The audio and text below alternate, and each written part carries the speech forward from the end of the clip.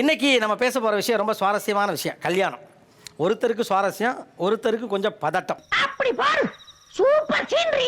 இந்த தரப்புல இருக்கவங்க என்ன சொல்றாங்கன்னா, எனக்கு கல்யாணம் செய்து கொள்ள பயமாக இருக்கிறது அப்படின்னு. இந்த வீடியோ பார்க்குற நீங்க லைக் பண்ணாம இருந்தீங்கன்னா ப்ளீஸ் லைக் பண்ணிக்கங்க. நீங்க பண்ற ஒவ்வொரு லைக்குமே எனக்கு அடுத்த வீடியோ எடிட் பண்றதுக்கான ஒரு மிகப்பெரிய பூஸ்டா இருக்கும். இங்க இருப்பவர்களுடைய திருமணம் செய்து கொள்ள விரும்பாத அல்லது அதற்கு பயப்படக்கூடியவர்களுடைய உறவினர்கள் இந்த பக்கம் இருக்காங்க. பாய்ஸ் நல்ல ஆக்ஷன் பிளாக் மாட்டிருது. ஃபுல் என்ஜாய்மெண்ட் தான். வாங்கடா. திருமணம் செய்து கொள்ள என்ன பயம்? பை ப்ரொஃபஷன் நான் ஒரு software engineer, but by passion நான் ஒரு ரைட்டர். இதற்கு இது பதில் இல்லையே. கல்யாணம் அப்படின்னு வரும்போது எங்க நீ இப்படி எழுதாத அப்படி எழுதாத, மே கம் இன், தேவையில்லை.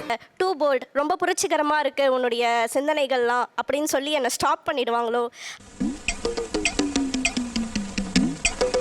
ரொம்ப நூதனமா இருக்கேன் மேம். ஏன்னா தமிழ்நாட்டில் வந்து நிறைய புரட்சிகரமான பெண் எழுத்தாளர்கள் இருக்காங்க.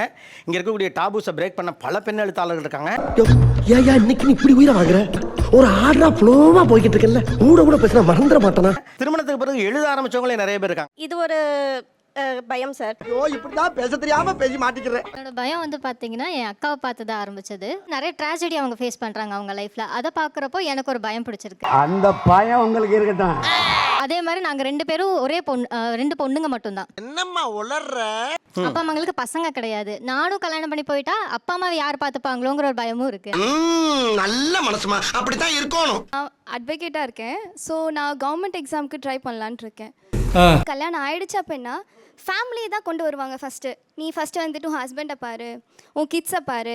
அதானே உலக வழக்கம். இப்போ ரீசெண்டாக என் அக்காவுக்கு கூட மேரேஜ் ஆச்சு. குழந்தைய பார்த்துக்கணுங்கிறனால அவங்க வந்துட்டு அவங்க ஒர்க் எல்லாம் விட்டுட்டு இப்போ வீட்டில் தான் இருக்காங்க. ஐயோ பாவம். பக்கத்தில் இன்னும் ஒரு மாசத்துல உங்களுக்கு கல்யாணம் அப்படின்னு சொல்றாங்கன்னு வச்சுங்களேன், என்ன பயம் வருது உங்களுக்கு? சொல்றேன், மக்களுக்காக சொல்றேன். இன்னும் கல்யாணத்துக்கு என்ன மெச்சூர் ஆகலையோ அப்படிங்கிற மாதிரி ஒரு இது. அந்த குடும்ப பாரங்களையோ அந்த ஆளை பார்த்தா ரொம்ப மெச்சூர்டா தானே தெரியுறீங்க. கரெக்டா கட்டுவிட்டா. என்ன வயசு உங்களுக்கு? எனக்கு இப்போ 35. தம்பி, இதுக்கு மேல பொண்ணு கிடைக்கிறதே கஷ்டம்பா. அதை வேற ஞாபகப்படுத்திட்டீங்க. நெஞ்சமெல்லாம் பொண்ணா இருக்கு தம்பி. எனக்கு எல்லாரும் சொல்ற மாதிரி அடுத்தவங்க எப்படி இருப்பாங்க அந்த பயம்லாம் இல்லை சார். என்ன ஒருத்தவன் எப்படி மேய்ப்பான் என்னெல்லாம் யாருக்கும் செட்டே ஆகாது. நான் ரொம்ப டிஃபிகல்ட் டு ஹேண்டில். அவரே சொல்றாரா? Very good very good, brilliant. என்ன ஒருத்தவங்களால ஹேண்டில் பண்ண முடியுமா அப்படின்றது எனக்கு ரொம்ப பெரிய பயம். நீ ஒன்னும் பயப்படாத. அதை தாண்டி என்னன்னா, நான் ரொம்ப சின்ன கிராமத்தில் ரொம்ப கன்சர்வேட்டிவ் ஃபேமிலியில் வளர்ந்தது. எந்த அளவுக்கு கன்சர்வேட்டிவ்னா சென்டிமீட்டரில் தான் சிரிக்கணும். இதெல்லாம் உண்மையா? ஈலாம் விடுறாங்க. நான் இப்போ கால் மேலே கால் போட்டிருக்கேன். இந்த டெலிகாஸ்ட் ஆகி எங்கள் வீட்டில் பார்த்தாங்கன்னா நான் கழுவி ஊற்றுவாங்க எங்கள் வீட்டில்.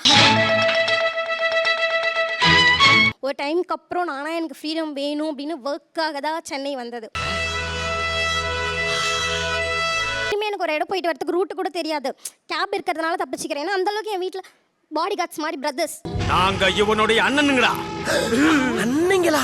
நான் இங்கே ரெண்ட்டுக்கு வந்து ஒர்க்கில் இருந்தாலுமே நான் தனியாக எடுத்து இருக்கேன். எனக்கு ரூம் ஷேர் பண்ணவே என்னால் முடியல.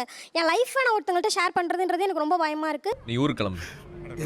நீ ஊருக்கு கிளம்புன்னு இவ்வளோ ஒரு ரியலைசேஷனோட இருக்க ஒரு பொண்ணு ஏன் வந்து உங்களால் போய் ஒரு ஃபேமிலியோட ஒரு பையனோட ஒரு நல்ல லைஃப்பை லீட் பண்ண முடியாது? இது ஒரு நல்ல கேள்வி. ஸோ நான் அந்த பையனை நினச்சி தான் சார் பயப்படுறேன். அந்த பயம் இருக்கட்டும். ஏன்னா நான் என் வீட்டில் உள்ளவங்களாலே என்னை வந்து கண்ட்ரோல் பண்ண முடியல, ஹேண்டில் பண்ண கஷ்டமாக இருக்கு. போது நிப்பாட்டு. Huge responsibility, too much to handle sir. இப்போ சே ஃபார் எக்ஸாம்பிள், இப்போ எனக்கு என்ன பேசிட்டே இருக்கோம், ஈஸியாக நான் பிளாக் பண்ணிட்டு போயிடுவேன். ஐயோ பிறகு கல்யாணம் அப்படி நான் பண்ண முடியாதே, கூட வாழ்ந்து தானே ஆகணும். சண்டை போட்டாலும் பிளாக் பண்ண முடியாதுங்கிறது அந்த ப்ராப்ளமாக இருக்கு. ஓ சி, இப்போ ஒரு கார் வாங்குறோம், அதுக்கு நம்ம இஎம்ஐ கட்டுறதுலேருந்து லோன் எல்லாமே அதிகமாகும். நம்ம கல்யாண செலவுன்னு ஒரு கடன் வரும். ஸோ அதுக்காக நம்ம நிறைய பொருள் வாங்குறப்போ அதுக்கு நிறைய செலவுகள் வரும். அதுவே ஒரு ஹியூஜ் ரெஸ்பான்சிபிலிட்டி. நீ பண்றதெல்லாம் பார்க்கும்போது தான்டா லேசா நெஞ்சு வலிக்கிற மாதிரி இருக்கு. காலைல சீக்கிரம் எழுந்திரிக்கணும், சமைக்கணும். ஏமா இதெல்லாம் ஒரு பொண்ணாம்மா? என்னம்மா இப்படி இருக்கீங்களம்மா? சார் எல்லாருமே வந்து கல்யாணத்துக்கு அப்புறம் தான் யோசிக்கிறாங்க. எனக்கு சூசிங் அ பார்ட்னரே பயமாக இருக்குது சார். அந்த மாதிரிலாம் இருக்கிறதுக்கு சான்ஸ் இல்லையே. என்னன்னா பொய் சொல்கிறாங்க சார். ஒரு அலைன்ஸ் வரும்போது நான் எதிர்பார்க்கறது குடிக்கக்கூடாது, ஸ்மோக் பண்ணக்கூடாது. நியாயமான பேச்சுப்பா. ஸோ அதை என்ன பண்ணுறாங்கன்னா நார்மலைஸ் பண்ணுறாங்க சார் குடிக்கிறத. நான் வந்து திருத்தணும்னு எனக்கு அவசியம் இல்லை சார். திருந்துறதுக்கு வாய்ப்பே இல்லை. அந்த சைடு இருக்கக்கூடிய சொல்லப்படக்கூடிய ப்ராமிசஸ் எல்லாம் பொய்யா இருக்கு உங்க அனுபவத்தில்? மேரேஜ் ஆனதுக்கப்புறம் அவங்க வீட்டில் எப்படி இருப்பாங்கன்னு தெரியாது. அந்த சரௌண்டிங்ஸ்க்கு நான் வந்து என்ன அடாப்ட் பண்ணிக்கணும். அது நினைக்கும் போதே ஒரு பயம் வருது. என்னையா ஒரு கொடூரமான விஷயத்தை கூலா சொல்லிக்கிட்டு இருக்க? என்னையும் ஃப்ரீடம் போயிருமோ, இன்னொருத்தர் வந்து என்னோட லைஃபை கண்ட்ரோல் பண்ணிடுவாங்க. ஓ அப்படியா விஷயம்? நீ இந்த மாதிரி ட்ரெஸ் பண்ணக்கூடாது. ஸோ அந்த மாதிரிலாம் கண்ட்ரோல் பண்ணும்போது என்னோட ஃப்ரீடம். நீங்கள் ஏன் அதை டிசைட் பண்ணுறீங்க? என் லைஃப்பில் என்ன வேணுன்றதை நான் டிசைட் பண்ணணும். தெளிவான ஆளியா நீ. ஏமாந்துருவேணும்னு பயம் சார். என்ன மாதிரி ஏமாந்துருவீங்களோன்னு பயமா இருக்கு. அப்படி கேளு. என்ன மாதிரின்னா எனக்கு பேக் டு பேக் பேரண்ட்ஸ் இல்லை, இறந்துட்டாங்க, தவறிட்டாங்க.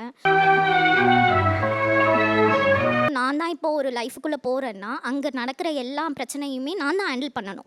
என் நிலைமை ரொம்ப மோசமா இருக்குங்க. ஓகே. ஒருவேளை ஏதாவது ஒரு பிரச்சனை வருது அப்படின்னா நான் சொல்கிறது யாராவது நம்புவாங்களா மாட்டாங்களா அந்த பயம் எனக்கு ரொம்ப இருக்குது. பாவம், யாருக்குமே இந்த நிலைமை வரக்கூடாது. எனக்கு என் லைஃப் டிசைனை பார்த்து பயம் சார். ஏன்னா சின்ன வயசுலேருந்து நான் என்ன ஆசைப்பட்டாலும் பிடிச்ச பர்சனாக இருந்தாலும் என் கையில் இருந்ததே கிடையாது. இப்போ ஒரு 27 இயர்ஸ் நான் கடவுள் வந்து அந்த இதை ரீரைட் பண்ணியிருப்பாரு, நம்ம ஆசைப்படுறது கிடைச்சிருக்கோம் அப்படின்னு நினச்சி இதெல்லாம் நடக்காது தம்பி, நடக்காது கண்ணு. அத்தோக்கு ஆசைப்பட்டேன் சார். எப்போவுமே எங்கள் ஏரியாவில் அந்த அத்தோ ஷாப் 10 o'clock வரைக்கும் இருக்கும் நைட். என்னடா சொல்ற? ஒண்ணுமே புரியல. அன்னைக்கு நான் போகிறேன், கடை ஷாப்பு பார்த்தா கடை மூடப்பட்டதுன்னு எழுதிட்டாங்க, கடையை தூக்கிட்டாங்க. ஒரு அதிர்ஷ்ட கட்ட அப்படின்னு தோணுதோ? அந்த மாதிரி ஒரு அன்லக்கி கேர்ள் நான். என்னடா லுச்சாத்தனமா பேசிக்கிட்டு இருக்க? ஸோ என்ன பண்றீங்கம்மா நீங்க? நான் ஐடி ப்ரொஃபஷனல். சும்மா தெரிஞ்சுக்கிறதுக்காக கேட்குறேன். எவ்வளோ சம்பாதிக்கிறீங்கம்மா? Around 1 lakh sir. 27 வயசுல 1 லட்ச ரூபா சம்பாதிக்கிறீங்க. உங்களுக்கு பிரதர் சிஸ்டர்ஸ் இருக்காங்களா? அண்ணா இருக்காங்க சார். அண்ணா எப்படிமா? No comments, simply waste. ஏதோ சேர்த்துக்கிட்டோம்னு வச்சுக்கிட்டு இருக்கேன். 1 லட்ச ரூபா சம்பளம், உசுர கொடுக்குற அண்ணன், எல்லாத்தையும் காப்பாத்துற நண்பர்களை விட அத்தோ பெருசாமா? நீ கேட்ட ஒவ்வொரு கேள்வி என்ன செருப்பால் அடிச்ச மாதிரி இருக்குடா. பிடிச்ச பர்சன் வந்து கடவுள் வைக்கவே மாட்டேங்கிறாரு என் கூட. ஐயோ மீண்டும் மீண்டுமா? அதாவது உங்களுக்கு யாரெல்லாம் பிடிக்குதோ அவங்களாம் உங்கள்லேருந்து விலகி போயிடுறாங்க. விலகி போயிடுறாங்க. கரெக்டா சொன்னீங்க. அதிர்ஷ்டம் என்பது நமக்காக யாராவது இருப்பதல்ல, யாருக்காகவாவது நம்மால் இருக்க முடியும் வாய்ப்பு நமக்கு கிடைத்திருப்பது தான் அதிர்ஷ்டம். சூப்பர் தம்பி, அடுத்த மாசம் கல்யாணம், என்ன பயம்? ஒன்று வந்துட்டு என்னோட சுதந்திரத்தை நான் இழந்துடணும். இன்னொன்று இந்த காலத்து பெண்கள் போடுற கண்டிஷன்ஸை நினச்சா எனக்கு பயமாக இருக்குது சார். பயப்படலாம் செய்யலாம், லேசுவாட்டா கேளுங்க. அந்த மாதிரி எங்கள் ஊரில் ஃபோட்டோகிராஃபி ஸ்டூடியோ வச்சிருக்கேன். பொண்டாட்டின்னு ஒருத்தவங்க வந்துட்டாங்கன்னா நான் இங்கே ஸ்பெண்ட் பண்ணுற டைமில் அங்கே ஸ்பெண்ட் பண்ணல. அதான் தம்பி, அதுக்கு எதுக்கு கல்யாணம் பண்ணும்? வந்து இப்ப நான் என்ன உங்கள்கிட்ட சொல்றது? அதுதான் என்னோட சுதந்திர பறிபோகுதல். அது சுதந்திர பரப்பு அல்ல. ஐயோ எந்த ட்ரெண்ட்ல பேசினாலும் எந்த ரூட்ல போனாலும் விடவே மாட்டேங்கிறானே. நான் என்ன பண்ணு? சுதந்திரம் பறிப்பு அல்ல. நான் என் இஷ்டத்துக்கு இருக்க முடியாதுன்னு சொல்லுங்க, அதை ஒத்துக்கிறேன். ஏன்னா எல்லாத்துக்கும் புரோட்டோகால்ஸ் இருக்கு. இந்த அவமானம் உனக்கு தேவையா? என் இஷ்டத்துக்கு நான் இருக்க முடியாது. 50 பேர் இங்கே வந்து உட்காந்துருக்கேன், நான் இஷ்டத்துக்கு வர முடியுமா? வர முடியாது. அப்போ சுதந்திர பறிப்பு கிடையாது, அது பொறுப்புணர். இன்னைக்கு பூரா விட மாட்டான் போல் இருக்கேன். ரெண்டாவது, பெண்ணுங்க போற கண்டிஷன் பயமா இருக்குங்கிறீங்க. என்ன கண்டிஷன்லாம் பயமா இருக்கு? அந்த கொடுமையை வாயால எப்படினே சொல்லுவேன். பார்க்கக்கூடிய எல்லா வேலையும் நீயும் பார்க்கணும். நான் துணி துவைச்சா நீயும் துணி துவைக்கணும். நான் ஒரு நாளைக்கு துணியை துவைச்சேன்னா நீயும் ஒரு நாளைக்கு துணியை துவைக்கணும். நான் சமைச்சா நீயும் சமைக்கணும். நான் பாத்திரம் கழுவுனா நீயும் பாத்திரம் கழுவணும். நான் பாத்திரம் கழுவுனா ஃபோட்டோ எடுக்க போகணும் சார். நான் ஒரு நாளைக்கு ஊட்ட பெருக்கணும்னா நீ ஒரு நாளைக்கு ஊட்ட பெருக்கு. நான் ஒரு நாளைக்கு சமையல் பண்ணனா நீ ஒரு நாளைக்கு சமையல் பண்ணு. இப்போ அந்த பொண்ணு வேலைக்கு போனாங்கன்னா? அந்த பொண்ணு நான் தான் நான் பிஸ்னஸ் பண்ணுறப்ப அவங்க வேலைக்கு போக போகிறாங்க. இது என்ன கதையா இருக்கு?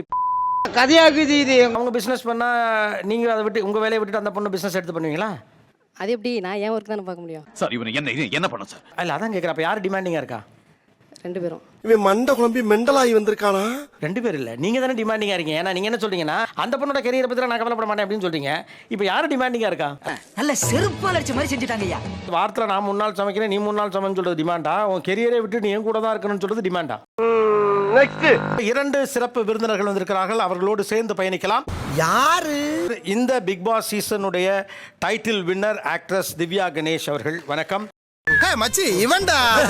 ஆமாடா இவன்டா. கல்யாணம் பண்ணிக்க வேண்டாம்னு நினைச்ச ஒரு ஆளுக்கு கல்யாணம் பண்ணிக்கலாங்கிற எண்ணம் எப்படி வந்துச்சுன்னு கேட்குறேன்.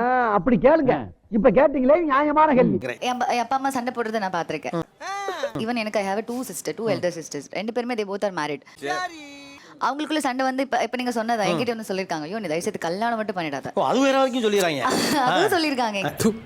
இதெல்லாம் ஒரு பெருமையா? இப்போ எனக்கு ஒரு புரிதல் வந்திருக்கு. இல்ல எனக்கு ஒரு எனக்கு ஒரு பர்சன் வேணும். I need one partner definitely. இப்படி தெளிவா பேசணும்.